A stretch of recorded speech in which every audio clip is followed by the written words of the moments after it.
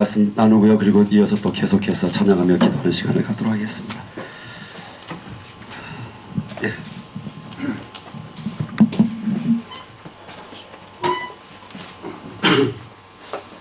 오늘은 좀 저희가 부드러운 젖과 같은 음식이 아니라 단단한 음식을 좀 나누려고 그러는데 괜찮으시겠습니까? 네. 예, 그리고 저희가 어제 그 갈릴리 북부 지역에 우리가 가이사랴 빌립보와 헬몬 그리고 그 바로 옆에 또 단에 금송아지 섬겼던 그곳이 있었죠. 그리고 오늘은 저희가 이제 무기또 이스라엘 골짜기에 무기또 마지막 때에 아마겟돈 전쟁이 있을 그 예언이 되어 있는 그곳과 또 갈매산과 이렇게 해서 우리가 또 올라가는 이 동시에 이 두 가지가 같이 겹쳐져 있는 이 말씀 사사기 4장인데요. 함께 우리가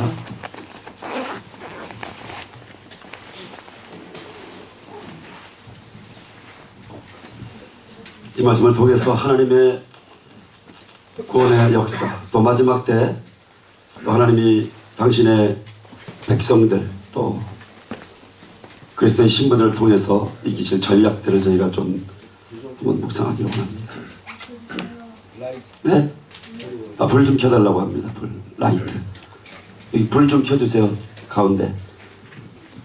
예. 마이크 타이슨 잘 들리세요? 예. 사사기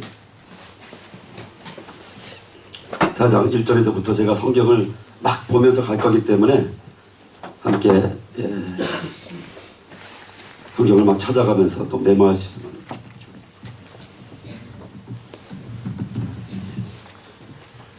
감사합니다. 이게 크진 않, 예, 이렇게.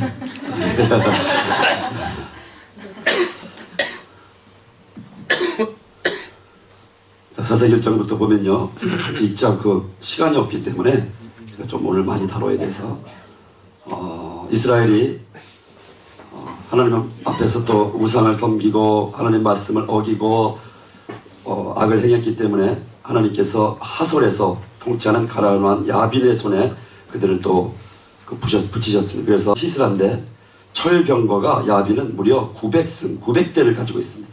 20년 동안 이스라엘을 학대하고 또 이들을 괴롭힙니다. 그래서 이스라엘 백성이 그것 때문에 견딜 수 없어서 부르짖자 하나님이 이제 구원의 역사를 이루는 것이죠. 하솔에 통치하는 가나안 야빈. 어제 저희가 그 가이사랴 갈 때 제가 저희 차에서 텔 하조르라고 하는 그 표지판을 얘기하면서 이것이 하솔이라고 얘기했는데 많은 분이 주무시고 계셨는데 깨어있는 분 들으셨나요? 네. 예, 거기 하솔입니다. 갈릴리 이 북부 지역을 그 지배했던 가나안 왕 야빈이 거기서부터 엄청난 그 철병거를 가지고 여러분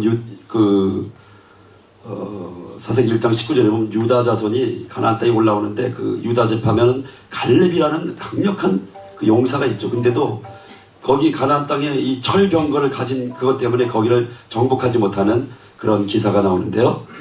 900대를 가지고 있으니까 이 야빈 가나안 이 하솔을 지배하는 야빈은 뭐냐면 흑암의 가장 강력한 진을 상징하는 것입니다.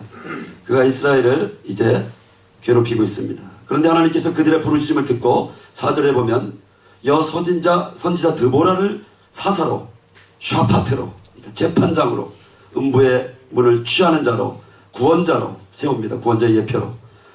여러분 여선지자 드보라는 신부의 모형입니다. 신부의 모형이고 마지막 때 이 신부가 어떻게 악한 권세의 견고한지를 파하는가에 대한 어떤 예언적인 의미들이 이 기사에 있습니다.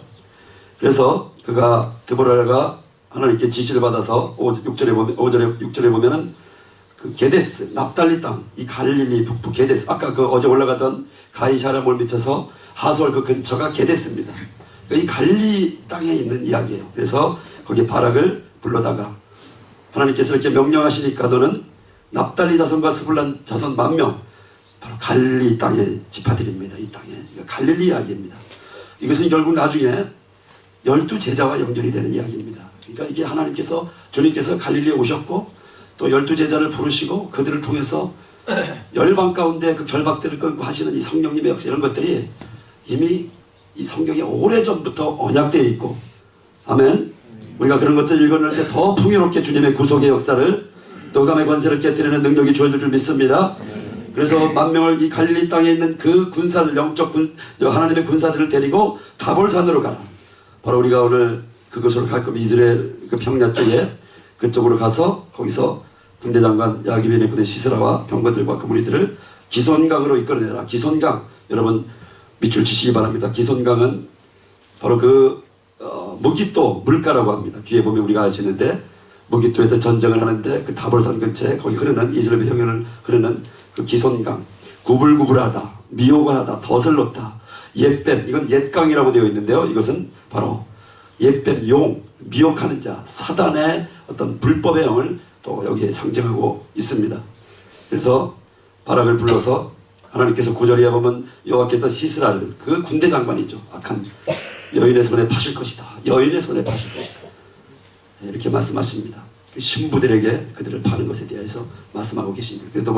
그래서 이제 바락이 10절에 스불론과 납달리 게데스에서 이제 10,000명을 데리고 올라갑니다. 이 갈릴리 땅에서. 그리고 근데 11절에 뜻밖의 이상한 구절을 거기다가 삽입해 놨습니다. 모세의 장인 호밥의 자손 중 겐 사람 헤벨이 떠나 게데스에 가까운 사아난님 상술이 참 어려운 이름인데 곁에 이르러 장막을 쳤다. 무언가를 암시하는 겁니다. 어떤 드라마를 지금 암시하기 위해서 이것을 지금 사사기 기자가 여기다가 넣어놨습니다. 모세의 장인이라고 되어 있지만 밑에 히브리어는 처남이라는 뜻도 있다. 그 호밥의 자손, 처남이겠죠. 모세의 장인은 누구죠? 이드로입니다. 뭐 장인일 수도 있고 장인이 몇 명 있는 건 아닌 것 같고요. 이드로, 그러니까 처남이겠죠. 호밥의 그 자손 중 겐 사람, 겐 족속의 사람 헤벨이 이동해서 어디로 갔냐면 게데스, 이 갈릴리 북쪽 바로 이쪽으로 이동해 와서 장막을 치고 살았다는 거죠. 그러니까 겐 족속의 사람들이 이 갈릴리 쪽에 와서 지금 살고 있는 거예요. 이것은 그의 권속, 장막을 쳤다는 것은 한 사람을 얘기하는 게 아니라 성경에서 그의 권속들을, 주 예수를 믿으라 그러면 너와 내 집이 할 때는 굉장한 이 족보와 계대를 다 포함하는 것입니다. 아멘.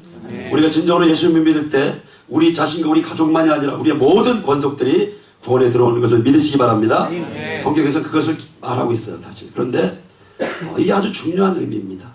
이걸 얘기해 놓고 결국은 어떻게 되냐면 그 기손강에서 이 시스라의 군대와 싸워서 이 드보라와 바락이 그리고 납달리와 스불론, 이 갈릴리에서 올라간 용사들이 그들을 완전히 하나님께서 치게 하셔서 얘기합니다. 여러분, 이 모세의 자손 그 호밥이 여기 올라오게 된 얘기는 너무 좀 중요한 얘기인데, 민수기 10장 29에 36절에 보면 이제 가나안 땅을 앞두고 모세가 자기 그 장인 루엘이죠.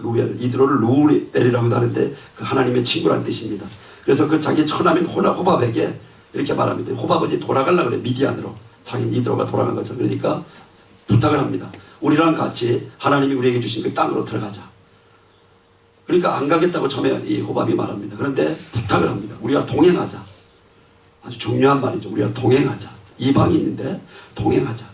그래서 언약을 맺자는 것이죠. 그래서 그 땅에 들어가면 하나님이 우리에게 복을 내실 것이다. 여러분, 이스라엘이 이 겐족소가 동행할 때 하나님이 복을 주신다는 거죠. 너희는 우리의 눈이 되어줘라. 뭐냐면은 이 겐족속은 유목민이에요. 그래서 장막을 계속 이동하면서 양떼를 치고 하는 그 유목의 대표적인 자들이기 때문에 이들은 어디서 어떻게 진을 치고 장막을 치고 하는 것에 대한 또 그 광야의 길을 아는 탁월한 눈을 가진죠. 여러분, 겐족속은 체크해 놓으십시오. 이스라엘의 눈입니다. 이스라엘은 이 겐족속이 있을 때 하나님의 약속의 땅에 정확하게 들어갈 수가 있는 것이에요. 아멘. 이게 중요한 의미를 가진 자들이고, 이것이 얼마나 절묘한 하나님의 구속과 은총과 그의 사랑을 계시하는 것인지는 이제 나중에 여러분이 알게 되실 것입니다. 그래서 결국은 같이 가게 되고, 그들이 그 레위 지파들과 함께 하면서 같이 장막을 메고 진을 치는 모든 일을 돕는 하나님의 성막을 건설하고 그것을 이동하고 회복하는 그 하나님의 역사 가운데 동참해서 아주 중요한, 그래서 갈릴리 북부까지 올라온 거 보니까 이 게데스 지역이 그 레위 자손들에게 준 그 이 누구죠? 진상형제. 지금 생각이 안 나. 제가 지금 굉장히 시차 적응이 지금 이제 안 되기 시작해가지고 저기 지금 정신없는데 여러분 속으로 좀 기도해 주시기 바랍니다. 아무튼 그렇게 해서 이동했는데 사사기 1장에 보면요. 이들이 사사기 1장에 보면 이 겐 족속이 또 나옵니다. 이제 가나안 정복을 하면서 여호수아의 군대가 가는데 사사기에 이제 1장부터 나오죠. 근데 16절에 보면 모세의 장인은 겐 사람이라. 이드로가 겐 족속입니다. 그의 자손이 유다 자손과 함께 종려나무 성읍 어디죠? 여리고, 그렇죠? 여리고로 올라가서 유다 자손과 함께 여리고까지 올라가서 아람 남방의 유다 황무지 유다 광야에 이르렀습니다. 그래서 그 백성 중에 이스라엘 백성과 함께 이제 살게 됩니다. 그래서 이제 연합을 하고 그 가운데 거주하는 겐 족속이 되었습니다. 그런데 그리고 이제 소식이 없어요. 내가 사장에 와서 이들이 이 갈릴리 북부에 와서 거주하겠다는 기사가 나옵니다. 그러니까 이들이 이제 여리고 유다 황무지에 있다가 이들이 계속 이동해서 어디? 이 갈릴리 땅으로 온 거죠. 그래서 아마 많이 그 겐 족속들이 흩어져 살게 됩니다. 저는 이건 추측이기도 하지만 그 생각이지만 저는 맞다고 생각하지만 개인적인 사견으로는 바로 예수님의 제자들이 이 겐 족속의 후예들이라고 저는 하는 어떤 확신을 갖게 됩니다. 이 땅이 그 겐 족속들이 와서 살았던 땅인데요. 그래서 근데 이게 얼마나 놀라운 이것을 가지냐면 여러분 이 겐 족속에 대한 예언이 있어요. 참 놀랐습니다. 이들이 여기서 와서 산 게 자기들이 그냥 이동해서 움직여진 것 같지만 하나님의 예언을 성취하는 것이에요. 민수기 24장을 봅니다. 그 무기토에서 골짜기에서 이들이 싸우고 뒤에 보면 드보라와 바락이 이 승전가를 노래합니다. 그리고 나중에 일단 거기까지 민수기 하고 얘기하겠습니다. 민수기 24장을 봅니다. 14절 이하에 보면 이게 발락이 모압 왕이 발람을 시켜가지고 계속 이스라엘 저주하게 하지만 하나님께서는 이미 그 발람의 입을 통해서 오히려 이스라엘을 3번이나 축복하게 하시죠. 그런데 이제 발락이 화가 났습니다. 그러니까 발람이 이제 내가 이제 백성에게 돌아가는데 내가 이 백성이 후일에 당신의 백성이 어떻게 할지 이스라엘 백성이 후일이라는 말은 종말이라는 뜻입니다. 종말에 뒷날에 마지막 때 어떻게 당신의 모압 하나님 그 총에 들어올 수 없는 그 이방의 땅 끝에 있는 그들에게 변질된 그들에게 어떻게 할지를 그 뒤에 바로 이어서 이제 모압이 이스라엘을 타락시켜서 엄청난 그 고통 가운데 힘오라 바알부월 특히 이쪽이 많이 그런데 그것을 행하는데 그래서 어떻게 할지를 예언한다고 하면서 17절에 보면 뭐가 보입니다. 이 환상을 보는데 이때 그를 보아도 이때 일이 아니고 가까운 일이 장래에 있을 어떤 일인데 이게 메시아에 대한 예언을 갑자기 하는 겁니다. 이미 수천 년 전에 한 별이 야곱에서 나오며 한 귀가 이스라엘에서 내려나서 모압 이쪽에 저쪽까지 쳐서 무찌르고 세세자를 멸한 한 별이 누구죠? 예수님입니다.